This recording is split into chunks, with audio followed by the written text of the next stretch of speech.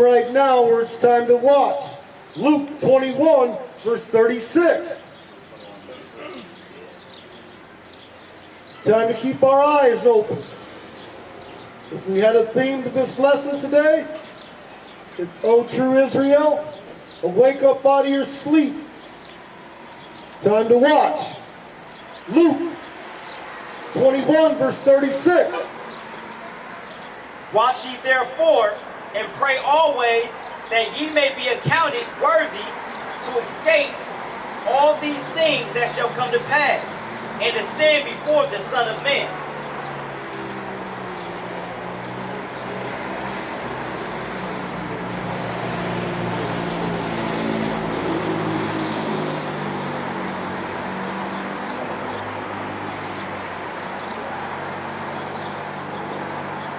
First Thessalonians 5, verse 2. It's time to watch, folks.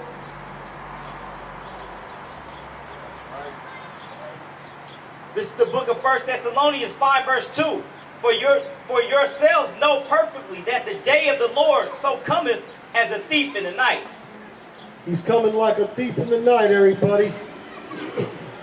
These scriptures are so simple and solid, and we're just going to let the Word do the speaking as we bring out a proportionately decent amount of scriptures here and edify the true house of Yasharallah. Matthew 24, 30 and 31. Remember that he's coming like a thief in the night, and we got to watch. This is the book of Matthew, chapter 24, verse 30 and 31. And then shall appear the sign of the Son of Man in heaven, and then shall all the tribes of the earth mourn, and they shall see the Son of Man coming in the clouds of heaven with power and great glory. Verse 31. And he shall send his angels with the great sound of a trumpet, and they shall gather together his elect from the four winds, from one end of heaven to the other. All right, you people understanding this word that's being brought out? What's the Lord going to gather? He's getting ready to gather his elect. This is all about the elect, folks. It isn't for everybody. This is the righteous 1/3 of Israel, starting with the 144,000 chosen elect saints of the Lord and the righteous 1/3 of Israel. Micah 4, verse 10.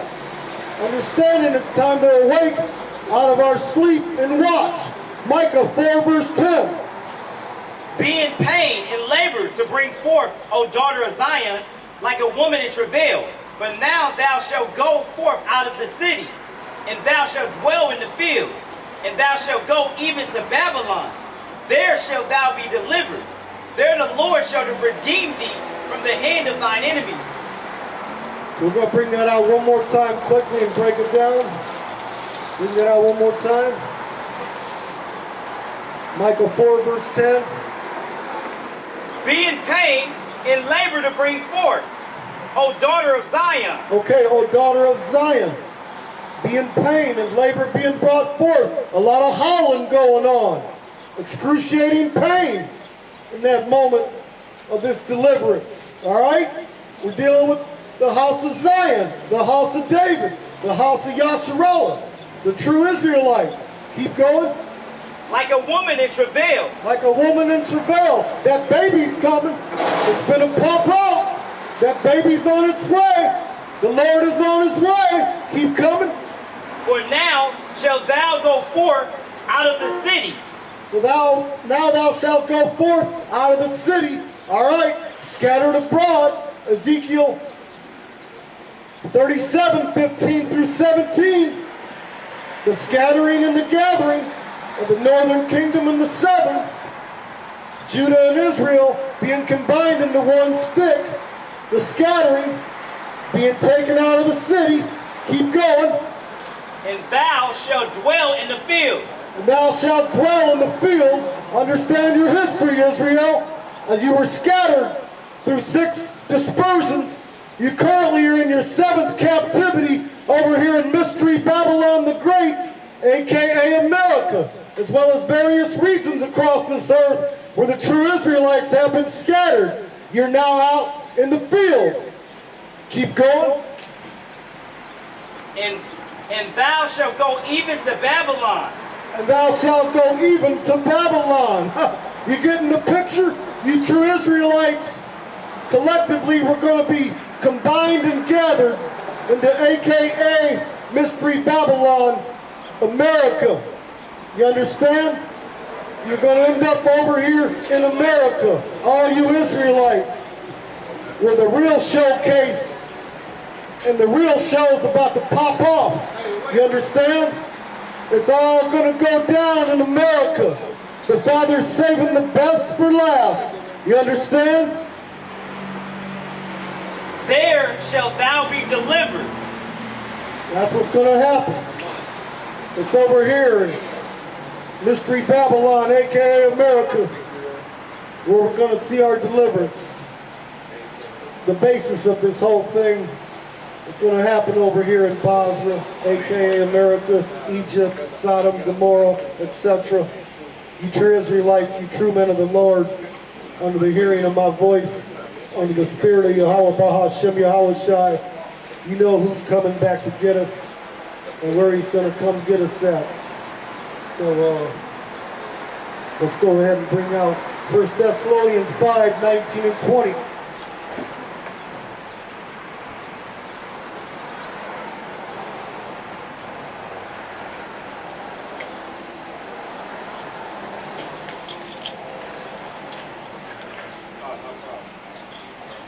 This is the book of 1 Thessalonians chapter 5, verse 19 and 20. Quench not the spirit. Despise not prophesying. All right. So, quench not the spirit. Ephesians 4, verse 30. Grieve not the Holy Spirit, within whom you've been sealed unto the day of redemption. Despise not prophecy.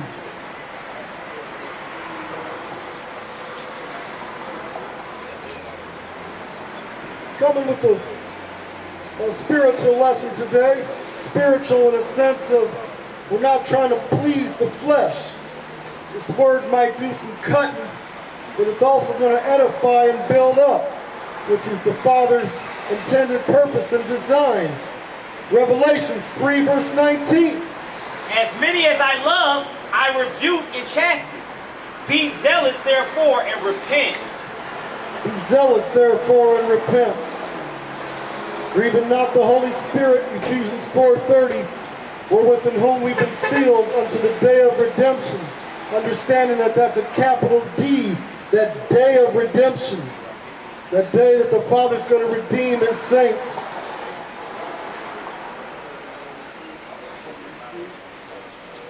Redemption's coming for the righteous 1/3. He's going to buy us back.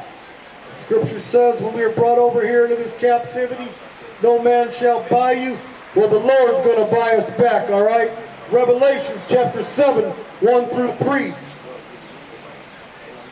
And after these things I saw 4 angels standing on the 4 corners of the earth, holding the 4 winds of the earth, that the wind should not blow on the earth, nor on the sea, nor on any tree.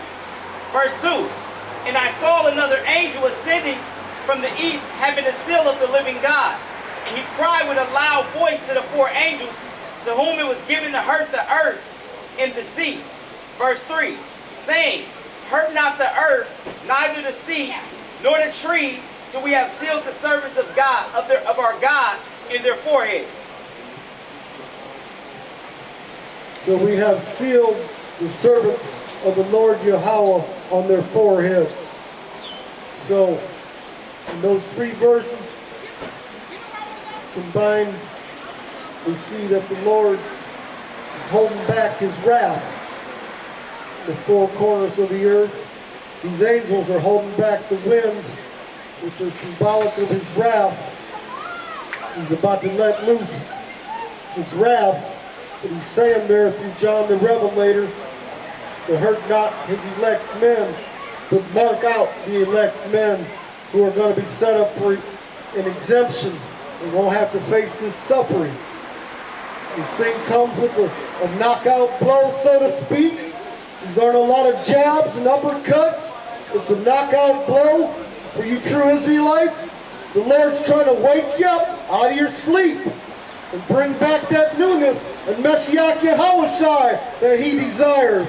When he comes back, he's looking for faith upon the earth. For without faith, it's impossible to please the Father. For those that come to him must first believe that he is Yahweh and that he's a rewarder of all those that diligently seek him. Ezekiel 9 verse 4.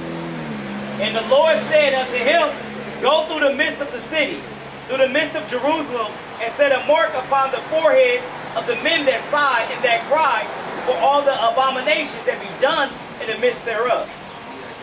All right. Mark them out. Let them go out through the midst of the city, Jerusalem, and sigh and cry. Uplift your voice after these abominations and all this wickedness that I'm seeing. Go throughout the city and mark out my elect men first, for judgment's going to begin with the house of the Lord. Like I said, judgment's going to begin with the true house of David.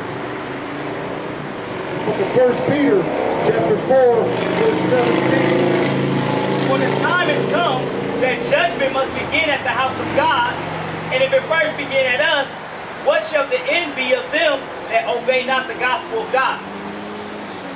What's going to be the end of you people who deny that name and reject that name, Yahweh Bahashem Yahweh Shai? Huh?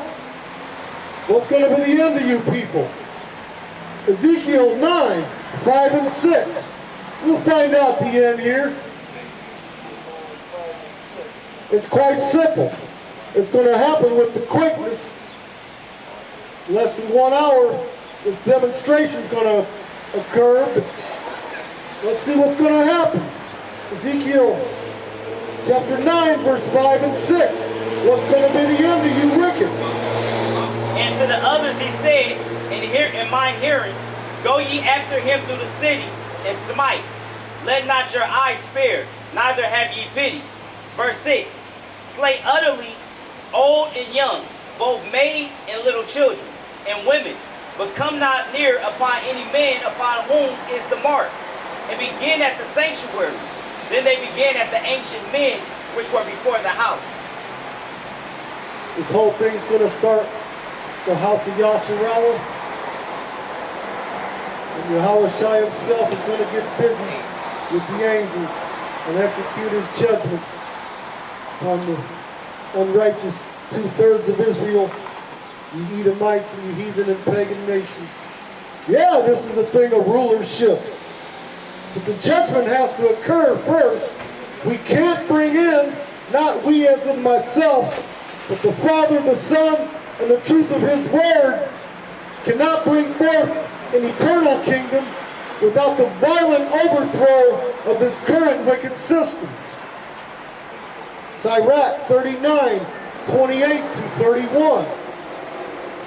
A lot of things happening across this earth right now. A lot's going on. A lot of judgment, a lot of killing. 29, right? Yeah, 39.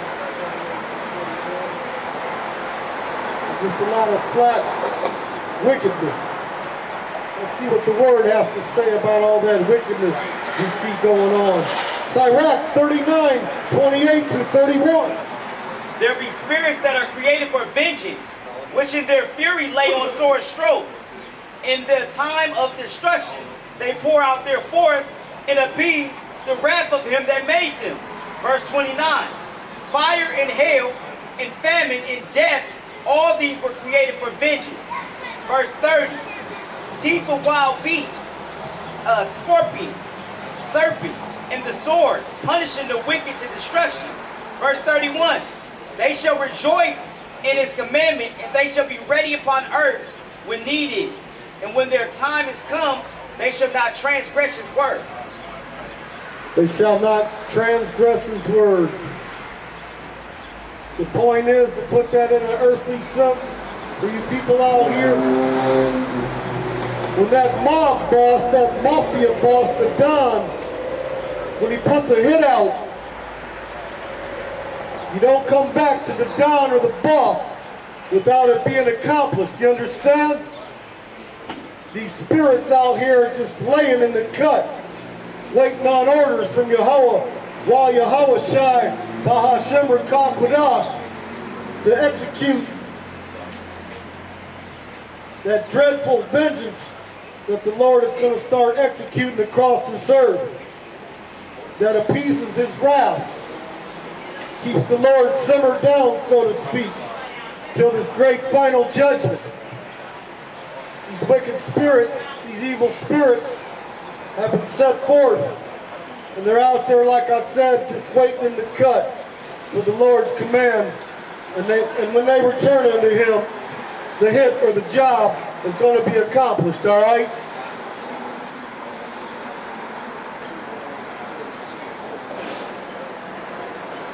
The Lord ain't playing with y'all. It's almost sad. How sad. What a shame.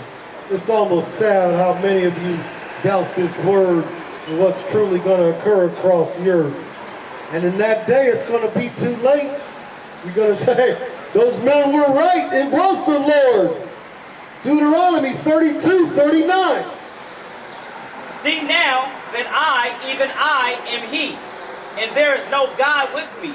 I kill and I make alive. I wound and I heal. Neither is there any that can deliver out of my hand. There's no getting away, you wicked. Especially Esau, Edom, and Edomites. There's no getting away. Your judgment is here. If you're not missing sleep at night and enjoying your sleep, enjoying your summer days with your nice breeze and your lake cottages and luxurious resorts, somewhere within all that luxury, understand that the Father's going to prick your spirit, P-R-I-C-K, and he's going to P-R-Y, he's going to pry open your spirit and insert this truth and take you out of your comfort zone. You understand? Psalm 78, verse 49. He's going to prick your spirit. He's going to pry it open. He's going to bring forth a revelation of who he is in this last day and age we're living in.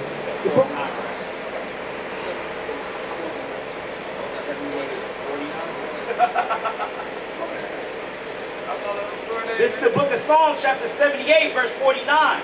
He cast upon them the fierceness of his anger, wrath, and indignation, and trouble by sending evil angels among them. There it is. The Father's going to bring forth a lot across this earth. It's not done in a blessed sense, but in a horrific sense. It's going to be this angelic host of saints bringing forth this judgment. Matter of fact, read that one more time if you would. It speaks for itself. But listen up. This is the book of Psalms, chapter 78, verse 49. He cast upon them the fierceness of his anger, wrath and indignation, and trouble by sending evil angels among them. Isaiah 63, 17 through 19.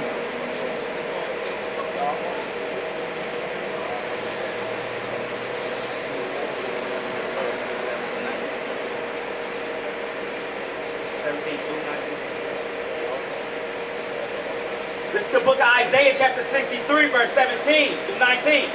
O Lord, why hast thou made us to err from thy ways, and harden our heart from thy fear? Return for thy servant's sake the tribes of thy inheritance. Verse 18. The people of thy holiness have possessed thee. For a little while our adversaries have trodden down thy sanctuary. Verse 19. We are thine. Thou never bearest rule over them. They were not called by thy name. So these wicked were not called by the name of the Lord, yet they currently bear rule over us. All right? Think that out. These Edomites who rejoiced in the overthrow of Jerusalem, they weren't called by the name of the Lord. Psalm 50 verse 16 says, what have you to do with my word? And why have you put my covenant in your mouth? My covenant was only given to the so-called Latinos, Negroes, and Native Americans.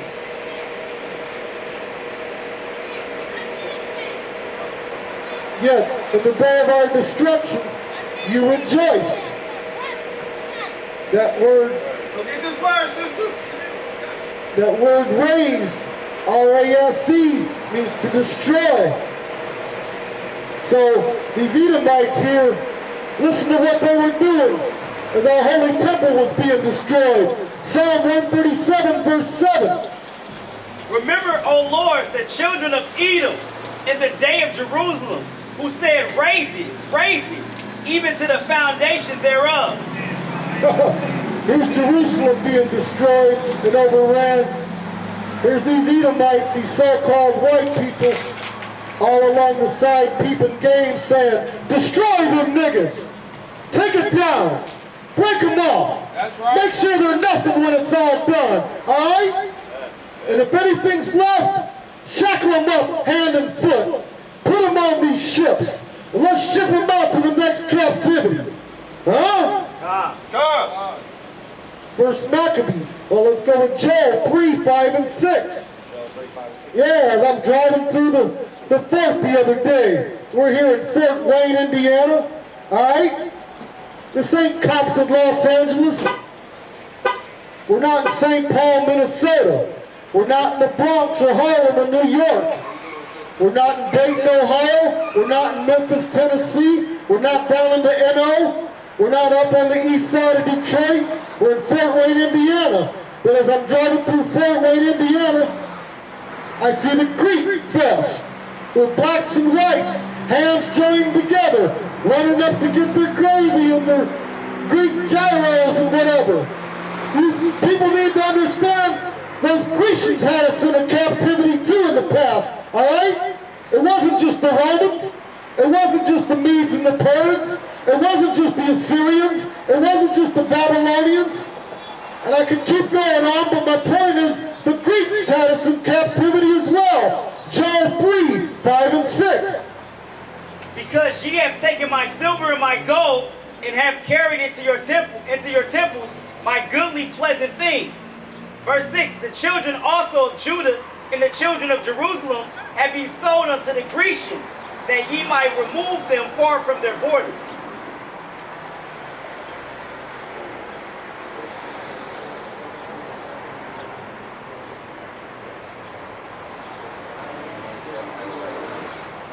So we were sold unto the Grecians and removed far from our borders. In that time frame, let's get an idea in the book of First Maccabees, chapter 7 through 11, one of the accounts. This is the book of First Maccabees, chapter 1, verse 7. So Alexander reigned 12 years and then died. Verse 8, and his servants bare rule, every one in his place. Verse 9, and after his death, they all put crowns upon themselves. So did their sons after them. Many years and evils were multiplied in the earth. Verse 10, and there came out of them a wicked root, Antiochus, surnamed Epiphanes, son of Antiochus the king, who had been a hostage at Rome, and he reigned in the 137th year of the kingdom of the Greeks. Verse 11, in those days went there out of Israel wicked men who persuaded many, saying, let us go and make a covenant with the heathen that are round about us, for since we have departed from them, we have had much sorrow. All right, I'm going to end this lesson. Understand, you righteous one-third, who are taking heed to this lesson, and it's getting absorbed into your spirit. And Lord willing, hopefully it's going to make a change. But like the word says, that unrighteous two-thirds there of Israel, they sold out. They tried to set up a pact, an agreement with the enemy. And it's as it is today that you see these coon-ass niggas and these motherfucking sellouts. You understand? They've sold us out, folks. They sold us out. And they're in bed with this wicked-ass motherfucking devil, Esau Edom, the so-called white man. And they're not going to let you out of this captivity. So the best thing you can do is come back to the law, statutes, and commandments and understand that Yahweh, Bahashem, Yahweh Shai, ain't playing no games